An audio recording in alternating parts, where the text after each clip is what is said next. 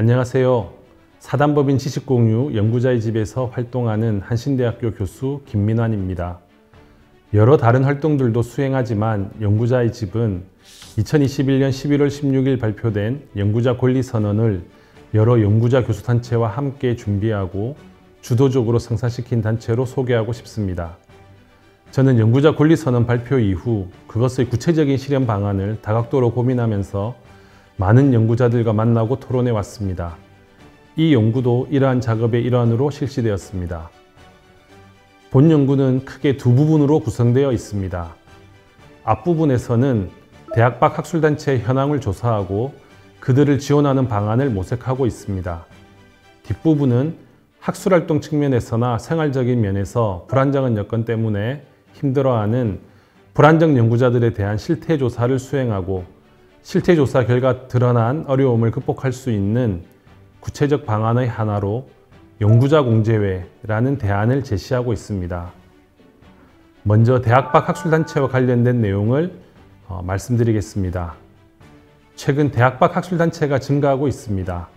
이러한 학술단체들은 주로 인문사회 분야의 대학원생들이나 젊은 연구자들을 중심으로 조직되고 있는데 이는 인문사회 분야 대학원 교육의 불만의 증가와 관련이 있는 것으로 보입니다. 즉, 인문학과 비판적 이론을 공부하기 위한 대학원 내 프로그램의 부족, 학화 통폐합이라는 시대적 상황 속에서 자신의 학문을 지속할 수 없을지도 모른다는 불안감, 비슷한 관심사를 가진 동료들의 부재와 그로 인한 고립감 등의 문제를 대학 밖 학술단체를 구성해서 돌파하고자 하는 것입니다. 이러한 측면에서 대학 밖 학술단체들은 사실상 비공식 고등교육기관이자 연구기관으로서의 역할을 하고 있다고 생각합니다. 예컨대 이들 대학 밖 학술단체들은 이론 세미나, 해외 서적 번역, 소논문 혹은 학위 논문 발표회, 대학원생들 혹은 대중들을 대상으로 하는 인문사회과학 강의 등을 진행하고 있습니다. 특히 대학의 정규 과정에 아직 반영되지 못하거나 충분히 논의되지 않고 있는 주제들에 대해 더 과감하게 받아들이고 비판적으로 논의할 수 있는 곳으로 대학 밖 학술단체의 존재 의의를 설정합니다. 또한 시민단체에서 주로 활동하는 연구활동가나 소속이 없이 연구하는 독립연구자도 이들 단체에서 활동하며 성장합니다. 이처럼 현재 우리나라의 학술 생태계에서 이들의 역할과 기능이 적지 않다고 생각합니다. 저희들이 이들 대학 밖 학술단체들에 대한 지원을 제안한 것은 이런 이유 때문입니다. 저희 연구팀은 이들 단체에 대해 소규모 세미나 지원, 번역서 출판 지원, 인문도시사업과 유사한 형태의 강좌사업, 소형 그리고 대형 공동연구 등의 사업 지원이 필요하다 판단하였습니다.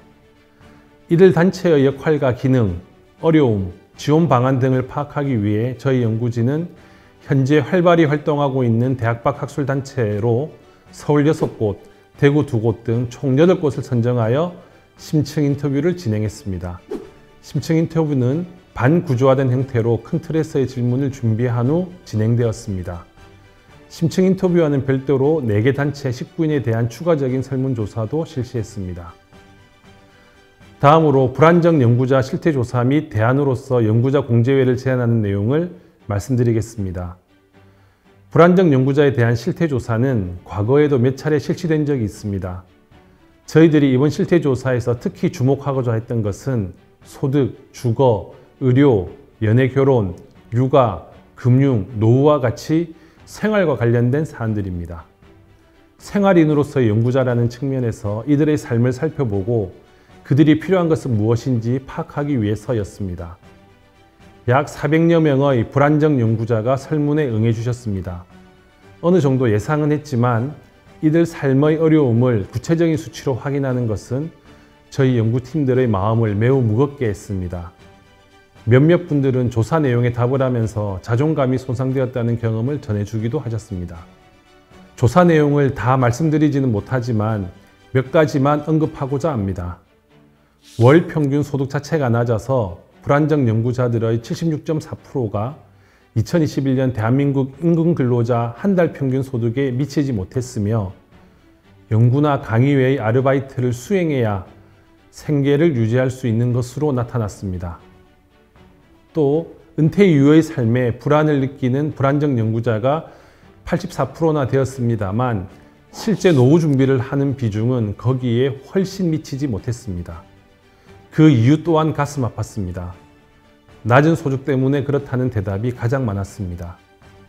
이외에도 결혼, 건강, 정신건강 등에 대한 설문에서도 매우 우려스러운 답변이 많이 나왔습니다.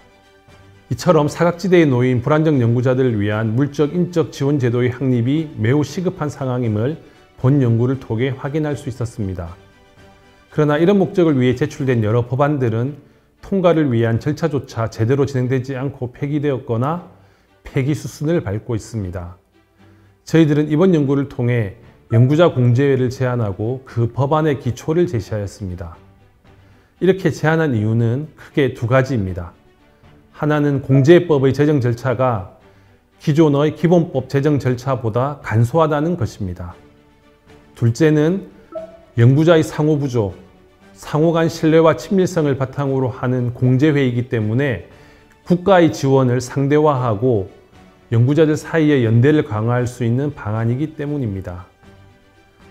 저희들은 이 연구가 불안정한 환경에서 혼신의 노력으로 학문적 사명감을 이어가는 많은 연구자들에게 회람되어 거대한 토론으로 되돌아오기를 진심으로 기원합니다. 그 힘을 바탕으로 실제로 법안이 제정되고 정책이 실현되는 꿈을 꾸고 있습니다.